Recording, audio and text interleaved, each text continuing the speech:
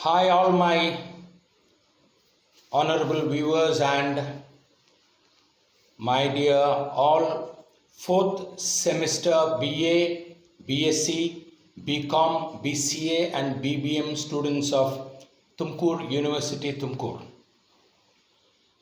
I am your English teacher P. Raghavendra, Associate Professor of English in GFGC Government First Grade College, Tumkur.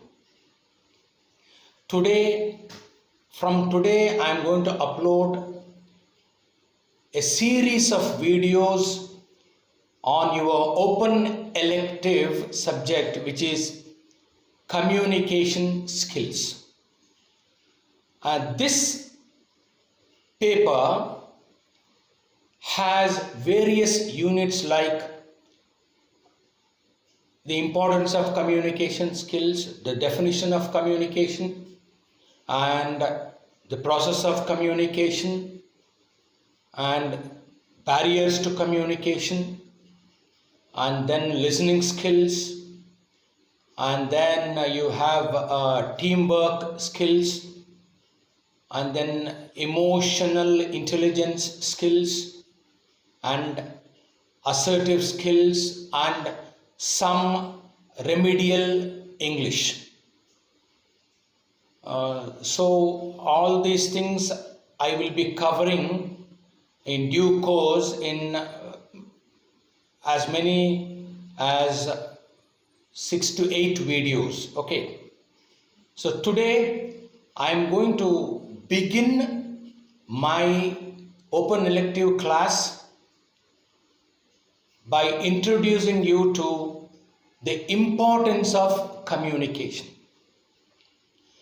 See, I would like to today talk to you about the significance of communication, how important communication is. Before that, let me give you a simple definition of communication. Supposing somebody asks you, what is communication? This would be my definition. And before giving you the definition, let me tell you that the word communication comes from the word communico, which means to share. So what is communication? Communication is nothing but sharing.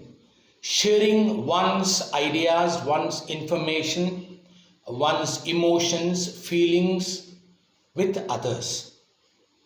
Samvahane antivi alva communication andre. And every day, we communicate with so many people around us, and if we don't know how to communicate, if we don't know how to interact with people, we will fail as communicators, and we will not have lasting relationship with the people around us. So if we want to improve this human relationships, these personal relationships with people around us, we have to have a mastery over this communication skills, because a successful communicator makes sure that the speaker, the speaker being the communicator,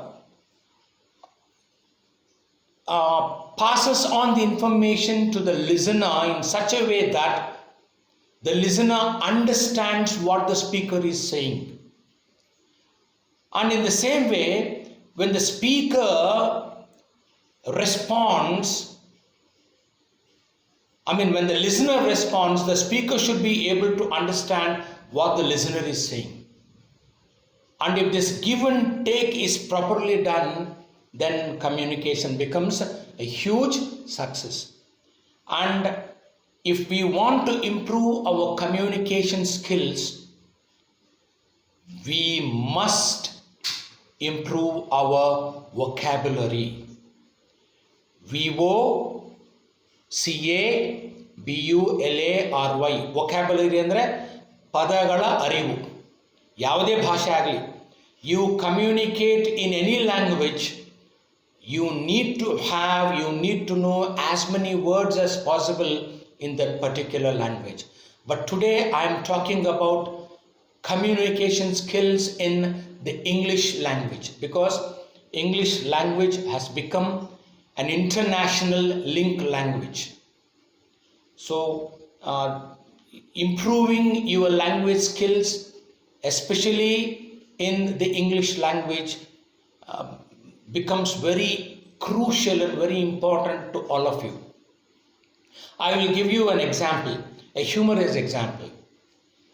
Once there was a person who was newly appointed and he had a limited vocabulary, and the manager called him. The manager had only one document. He wanted to make a few copies of this document, and he called the new entrant, the new employee, and gave him the only document he had. And instead of using a simple word like asking him to make copies out of the only document he had, he asked him to take the document into the storeroom and burn it. Burn, B-U-R-N. This is how he said, you come here, Mr. Ravi, take this document to the storeroom and burn it and bring it to me. And the newly appointed employee did not know the meaning of the word burn. He didn't know that the word burn also meant to copy. So ಏನು ಮಾಡಿದ, burn ಅಂದ ಕೂಡಲೇ he took the document into the storeroom, burnt it to the ashes, brought the ashes and gave it to the manager. Sir, ತಗೊಳ್ಳಿ ಬೂದಿ. The manager was shocked and he threw him out. This is what happens if the speaker and the listener do not have the proper vocabulary. The speaker should know the education of the listener, how much the listener knows about a particular language. Only then he should start communicating. So communication is not simple. It is a complex process. That's why if I go one step further and define communication, the definition of communication would be, communication is the sum of all things we do in order to create an understanding in the mind of another person. This is the correct definition of communication. Communication is the sum of all things we do in order to create an understanding in the mind of another person. Who is that another person? He is none other than the listener. Okay? And I will now focus on the important points which tell you how important these communication skills are. Okay? Let's go to the table.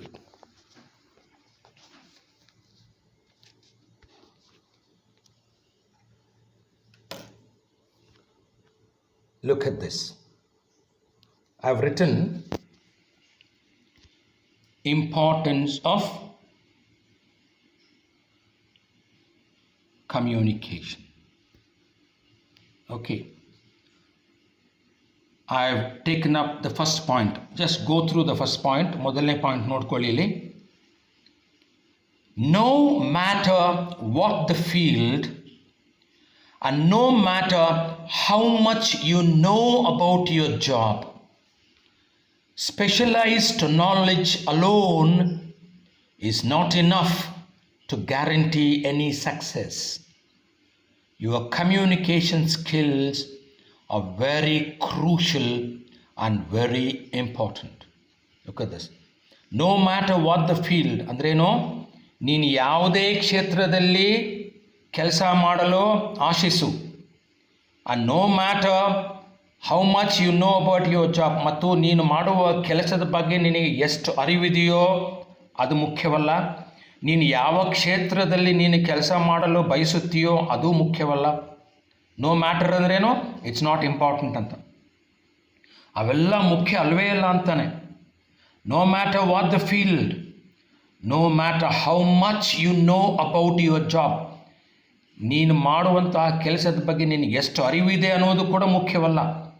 ಯಾಕೆಂದರೆ ನಿನಗೆ ಏನೇ knowledge, specialised knowledge ಇರಲಿ, ಅಂದರೆ ವಿಶೇಷವಾದ ಒಂದು ಅರಿವು, ವಿಶೇಷವಾದ ಗುಣಮಟ್ಟ ನಿನಗೆ ನೀನು ಅರಿತುಕೊಂಡ ಕ್ಷೇತ್ರದಲ್ಲಿ ಇರಬಹುದು, ಆದರೆ ಅದೊಂದೇ ಇಂಪಾರ್ಟೆಂಟ್ ಅಲ್ಲ ನಿನಗೆ ಯಶಸ್ಸನ್ನು ಖಚಿತಪಡಿಸಲು. ನೋಡಿ, specialized knowledge alone is not enough. ಅದಷ್ಟೇ ಸಾಕಾಗೋದಿಲ್ಲ. ನಾಟ್ ಇನಫ್ ಅಂದ್ರೇನು? ಅಷ್ಟೇ ಸಾಕಾಗೋದಿಲ್ಲ. ಯಾವುದಕ್ಕೆ? To guarantee your any success. ನೀನು ಯಶಸ್ಸನ್ನು ಖಾತ್ರಿ ಮಾಡ್ಕೋಬೇಕು, ಖಚಿತಪಡಿಸ್ಕೋಬೇಕು ಅಂದರೆ ನಿನಗಿರುವ ಆ ನಿರ್ದಿಷ್ಟವಾದ ಕ್ಷೇತ್ರದಲ್ಲಿರುವ ವಿಶೇಷವಾದ ನಾಲೆಡ್ಜ್ ಒಂದೇ ಮುಖ್ಯ ಅಲ್ಲ. ನೀನು ಕೆಲಸ ಮಾಡುವಂತಹ ನಿನ್ನ ಜಾಬಿನ ಬಗ್ಗೆ ಇರುವ ಅರಿವು ಮುಖ್ಯವಲ್ಲ. ನೀನು ಯಾವ ಕ್ಷೇತ್ರದಲ್ಲಿ ಕೆಲಸ ಮಾಡಬೇಕಂತಿದೆಯೋ ಅದು ಮುಖ್ಯವಲ್ಲ ಅಂತಾನೆ. ಮತ್ತು ಯಾವುದು ಮುಖ್ಯ ಅಂದರೆ your communication skills are very crucial. ಯಾವುದು ನಿರ್ಣಾಯಕವಾದ ಪಾತ್ರವನ್ನು ನಿಭಾಯಿಸುತ್ತೆ ಅಂದರೆ ನಿನ್ನ ಜೀವನದಲ್ಲಿ ನಿನ್ನ ಯಶಸ್ಸಿನ ಗುಟ್ಟು ಬಹಳ ನಿರ್ಣಾಯಕವಾದಂಥದ್ದು ಯಾವುದಪ್ಪ ಅಂದರೆ your communication skills. Your communication skills are very crucial. Crucial ಅಂದರೆ ಏನು? ಬಹಳ ನಿರ್ಣಾಯಕವಾದಂಥದ್ದು ಮತ್ತು ವೆರಿ ಇಂಪಾರ್ಟೆಂಟ್. ನೋಡಿ, ಮೊದಲನೇ ಪಾಯಿಂಟ್ ಮನಸ್ಸಲ್ಲಿ ಇಟ್ಕೊಳ್ಳಿ.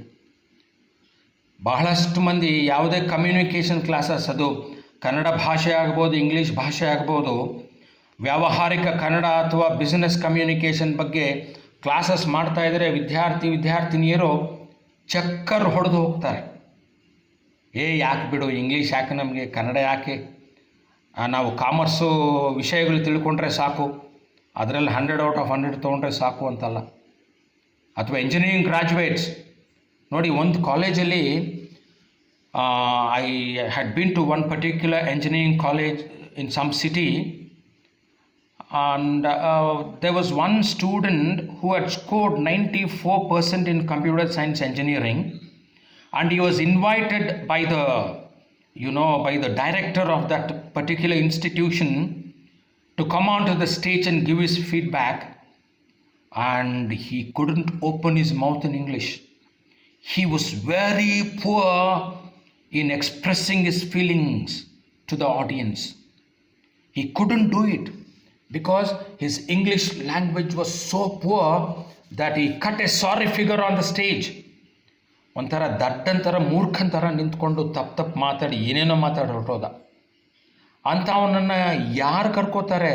ಯಾವುದೇ ಫ್ಯಾಕ್ಟ್ರಿ, ಯಾವುದೇ ಕಂಪ್ನಿ, ಮಲ್ಟಿನ್ಯಾಷನಲ್ ಕಂಪ್ನಿಯಲ್ಲಿ they will not be any takers for him.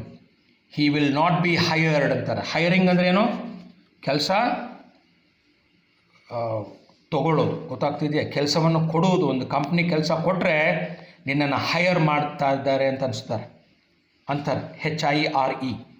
And who would hire you if you are so poor in your communication skills? ಅದಕ್ಕೆ ಹೇಳ್ತಾನೆ, no matter what the field, no matter how much you know about your job, specialized knowledge alone is not enough to guarantee any success. Your communication skills are very crucial and very important. Skills ಅಂದರೆ ಏನು? ಕೌಶಲ್ಯಗಳು.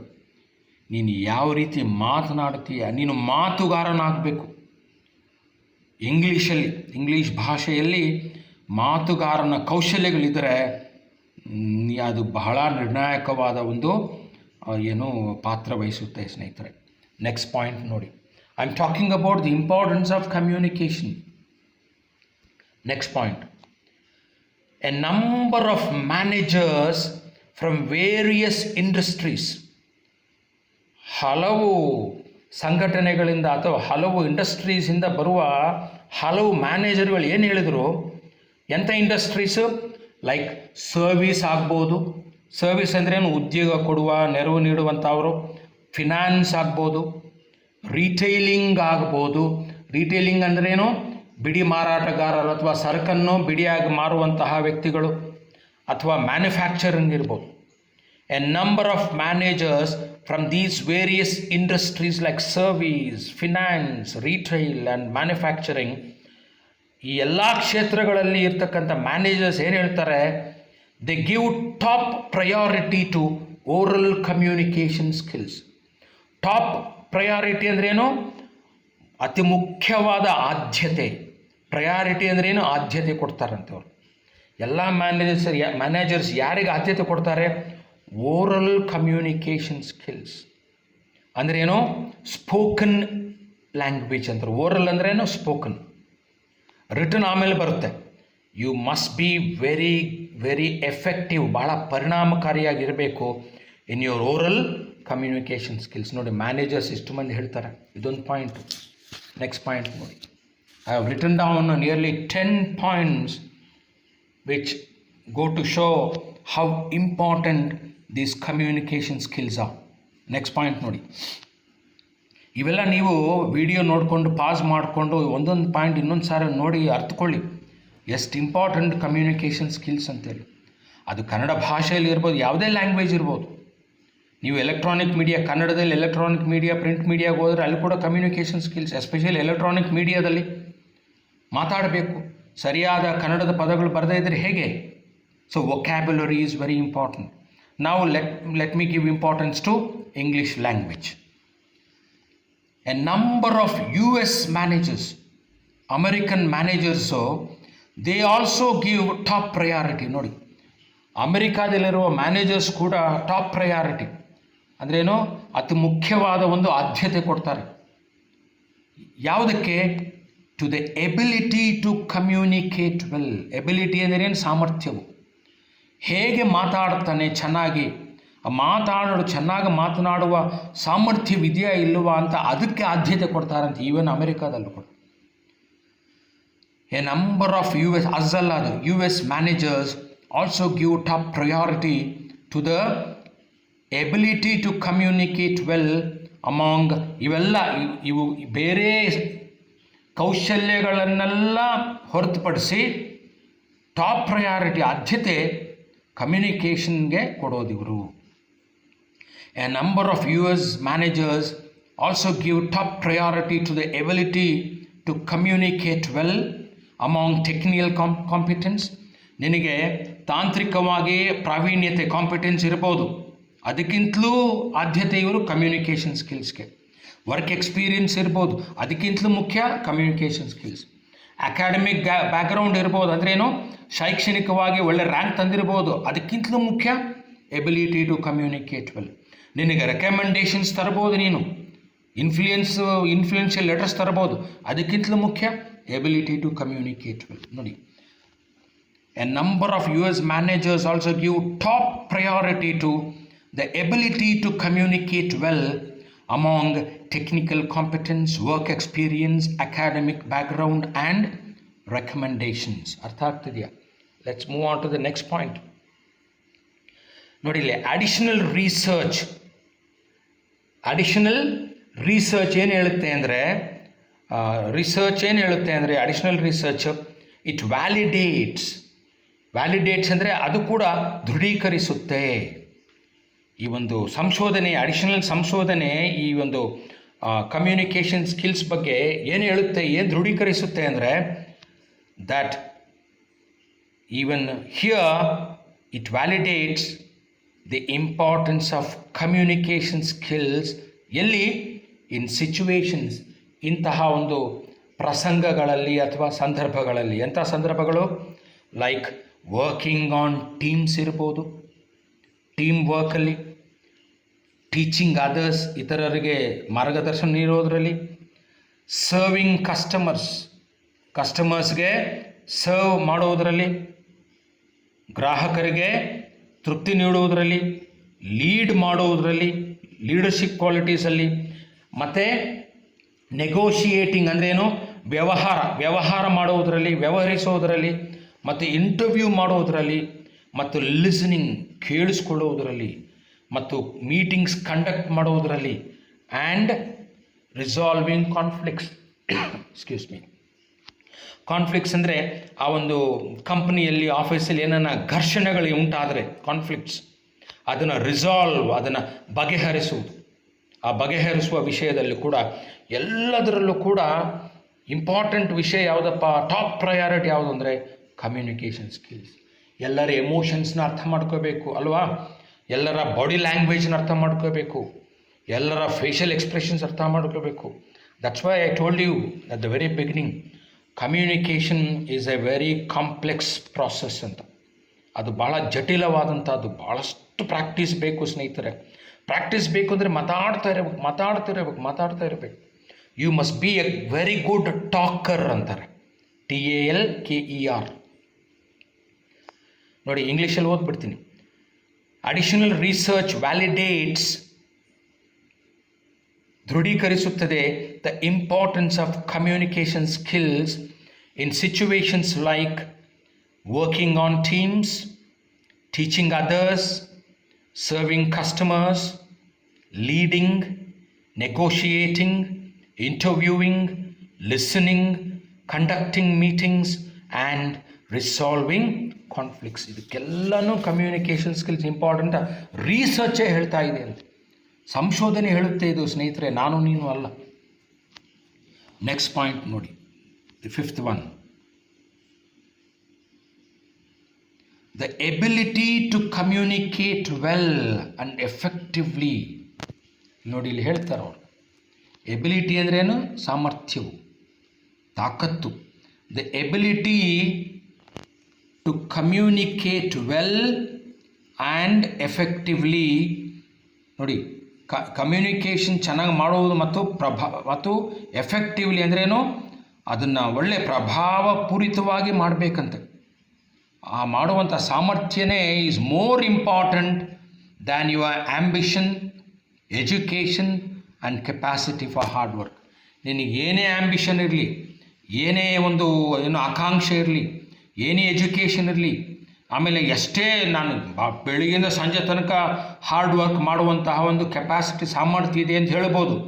ಅದೆಲ್ಲದಕ್ಕಿಂತ ಮಿಗಿಲಾಗಿ ಅವ್ರು ನೋಡೋದೇನಪ್ಪ ಅಂದರೆ, ನೀನು ಹೇಗೆ ಮಾತಾಡ್ತೀಯ, ಎಷ್ಟು ನಿನ್ನ ಮಾತಿನ ಮೂಲಕ ಇತರರ ಮೇಲೆ ಎಷ್ಟು ಒಳ್ಳೆಯ ಪ್ರಭಾವ ಬೀರ್ತೀಯ, ಎಫೆಕ್ಟಿವ್ ಆಗಿರಬೇಕು, ಅದು ಪರಿಣಾಮಕಾರಿಯಾಗಿರಬೇಕು.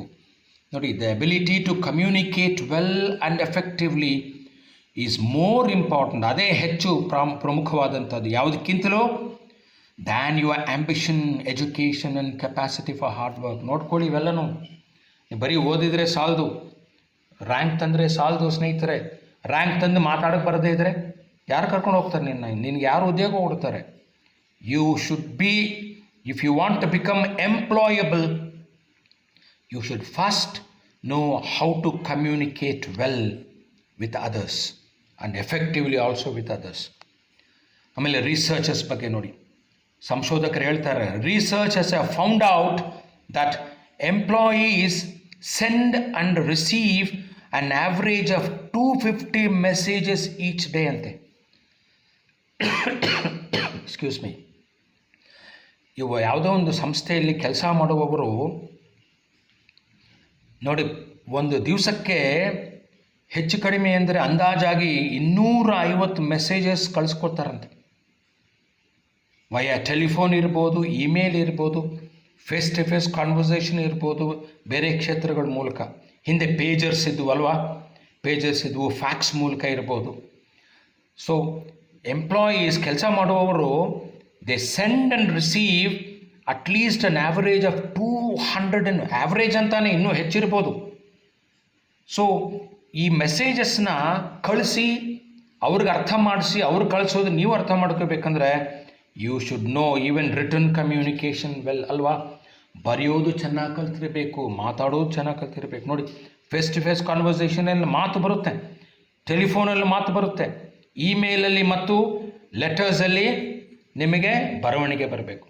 You should be very well versed You should know how to speak well and how to read well in any language for that matter. But here, more importantly, in English language. Next point. Sir, ಓದ್ಬಿಡ್ಲ ಇದನ್ನ?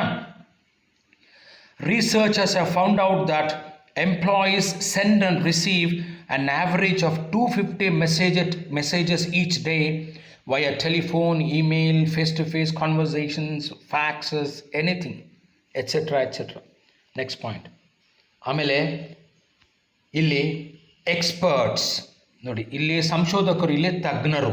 Experts ಅಂದರೆ ತಜ್ಞರು ಏನು ಹೇಳ್ತಾರೆ? Experts ಕೂಡ ಅಂದಾಜು ಮಾಡಿದ್ದಾರೆ. Have estimated ಅಂದ್ರೆ ಏನು? ಅಂದಾಜು ಮಾಡಿದ್ದಾರೆ. ತಜ್ಞರು ಏನು ಅಂದಾಜು ಮಾಡಿದ್ದಾರೆ? Experts have estimated that the average business executive, ಮಾಮೂಲಿ ಬಿಸ್ನೆಸ್ ಎಕ್ಸಿಕ್ಯೂಟಿವ್ ಅಂದ್ರೇನು? ಒಬ್ಬ ಸೇಲ್ಸ್ ಮ್ಯಾನ್ ಇರ್ಬೋದು. ಅರ್ಥ ಆಗ್ತಾ ಇದೆಯಾ? ಆವ್ರೇಜ್ ಬಿಸ್ನೆಸ್ ಎಕ್ಸಿಕ್ಯೂಟಿವ್ ಸ್ಪೆಂಡ್ಸ್, ಕಳೀತಾನಂತೆ, ಒಂದು ಗಂಟೆಗೆ 75 to 80% of the time on communication. ಅವನ ಸಮಯದಲ್ಲಿ 75% ಮಾತಿನಲ್ಲಿ ಅವನು ಕಳೀತಾನೆ. ಮಾತಿನಲ್ಲಿ ಮತ್ತು ಈ ಒಂದು ಇಮೇಲ್ ಕಳಿಸೋದ್ರಲ್ಲಿ. Excuse me. ನೋಡಿ, experts have estimated that the average business executive spends 75 to 80% of his time on communication and about 45 minutes out of every hour. ಪ್ರತಿ ಗಂಟೆಯಲ್ಲಿ 45 ನಿಮಿಷ ಬಾರಿ ಮಾತಿನಲ್ಲಿ ಮತ್ತು ಮೆಸೇಜಸ್ ಕಳಿಸೋದ್ರಲ್ಲಿ ಆ ಒಂದು ಸಿಂಪಲ್ ಆವರೇಜ್ ಕೆಲಸಗಾರನ business executive like a salesman does this. So you can imagine how important this communication skills are. ಹೌದಾ ಇಲ್ವಾ ಸ್ನೇಹಿತರೆ? ನೋಡಿ, ನೆಕ್ಸ್ಟ್ ಹೇಳ್ತಾರೆ, many times, this is very important, ಗಮನ ಹರಿಸಿ ನೀವು. ಮೆನಿ ಟೈಮ್ಸ್, ಹಲವು ಬಾರಿ, communication skills make the difference. ಇದೇ ಬಹಳಷ್ಟು ವ್ಯತ್ಯಾಸವನ್ನು ತಂದಿಡುತ್ತಂತೆ ನಿಮ್ಮ ಜೀವನದಲ್ಲಿ, between being hired and being rejected. Campus ಇಂಟರ್ವ್ಯೂಸಲ್ಲಿ ಬಂದಾಗ ನಿಮ್ಮನ್ನು ಹೈರಿಂಗ್ ಅಂದ್ರೇನು? ಕೆಲಸ ಕೊಡೋದು. ನಿಮಗೆ ಕೆಲಸ ಕೊಡ್ತಾರ ಅಥವಾ ರಿಜೆಕ್ಟ್ ಮಾಡ್ತಾರ, ತಿರಸ್ಕರಿಸ್ತಾರ ಅನ್ನೋದು ಯಾವುದರ ಮೇಲೆ ಅವಲಂಬಿಸಿರುತ್ತೆ? Communication skills. ಈ ಒಂದು 8ನೇ ಪಾಯಿಂಟ್ ಬಹಳ ಮನಸ್ಸಲ್ಲಿಟ್ಕೋಬೇಕು ಸ್ನೇಹಿತರೆ. Many times communication skills make the difference between being hired and being rejected. ಅಂದರೆ if you are good in communication skills, you will be hired, you will be appointed. Otherwise you will be rejected, even if your academic qualification is very good, and even if you have knowledge of that particular job, they don't care for you.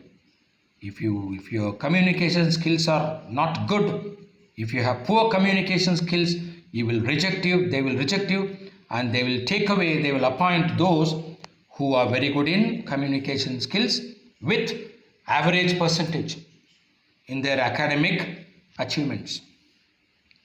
Next point, even employers respond that, ನೋಡಿ, employers ಅಂದರೆ ಕೆಲಸ ಕೊಡುವವರು respond ಮಾಡ್ತಾರಂತೆ, ಉತ್ತರಿಸುತ್ತಾರೆ. ಏನೆಂದು that oral communication skills and interpersonal skills. Spoken English, spoken communication skills ಆಗ್ಬೋದು. Interpersonal ಅಂದ್ರೇನು? Between the speaker and the listener.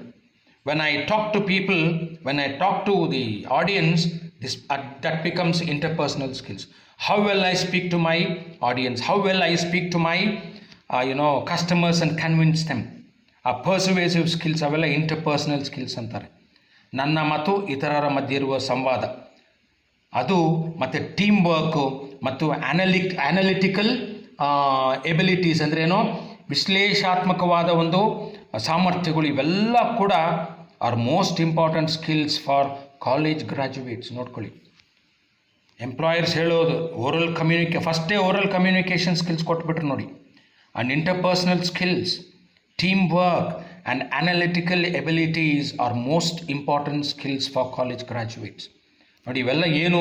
Interpersonal skills ಅಂದರೆ ಏನು? ಕಮ್ಯುನಿಕೇಷನ್ ಸ್ಕಿಲ್, ಟೀಮ್ ವರ್ಕ್ ಅಂದರೆ ಏನು? ನೀವೆಲ್ಲ ನೋಡ್ಕೊಳ್ಳಿ ಇಂಟರ್ನೆಟ್ಟಲ್ಲಿ. ಅನಾಲಿಟಿಕಲ್ ಎಬಿಲಿಟೀಸ್ ಅಂದರೆ ಏನು? ನೀವೆಲ್ಲ ಕಾಲೇಜ್ ಗ್ರ್ಯಾಜುಯೇಟ್ಸ್ ಆಗುವವರು. ನೆಕ್ಸ್ಟ್,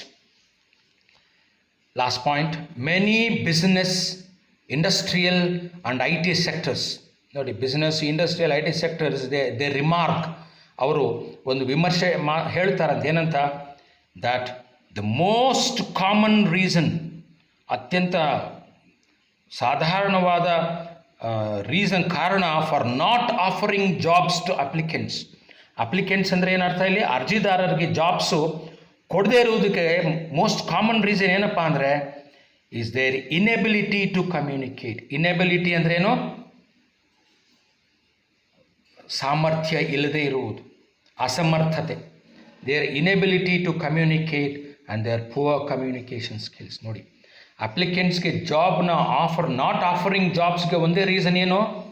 ಅವರ ಅಸಮರ್ಥತೆ, their inability to communicate and their poor communication skills. ಹಾಗಾಗಿ ಸ್ನೇಹಿತರೆ, ಕೊನೇ ಪಾಯಿಂಟ್ ಹೇಳಿ ಇವತ್ತಿನ ಕ್ಲಾಸನ್ನು ಮುಗಿಸ್ತೀನಿ ನಾನು. ಹೆನ್ಸ್ ವಾಟ್ ದಿ ಆಕಾಂಕ್ಷಿಗಳು, aspiring college graduates very important need today is, what the aspiring college graduates very importantly need today, ಅವ್ರಿಗೆ ಬಹಳ ಮುಖ್ಯವಾದ ಅವಶ್ಯಕತೆ ಏನಿದೆ ಅಂದರೆ ಓರಲ್ ಲಿಟರಸಿ. ಅಂದ್ರೇನು? Spoken English. ಓರಲ್ ಲಿಟ್ರಸಿ ಅಂದ್ರೇನು?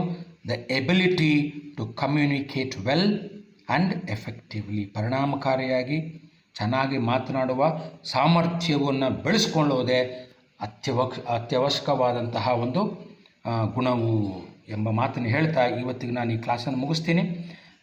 This is video part 1 on communication skills. ಮುಂದಿನ ತರಗತಿಯಲ್ಲಿ I will come out with the second part of my video on the process of communication. ಎಲ್ಲ ಚೆನ್ನಾಗಿ ಓದ್ಕೊಳ್ಳಿ. ಡೌಟ್ಸ್ ಇದ್ದರೆ ನಾನು ಕಾಲ್ ಮಾಡಿ, ಯಾರು ವಾಟ್ಸ್ಯಾಪ್ ಮಾಡಿ. My number is 7353924362 7353924362. ಎಲ್ಲರಿಗೂ ಒಳ್ಳೆಯದಾಗಲಿ. ಬಾಯ್.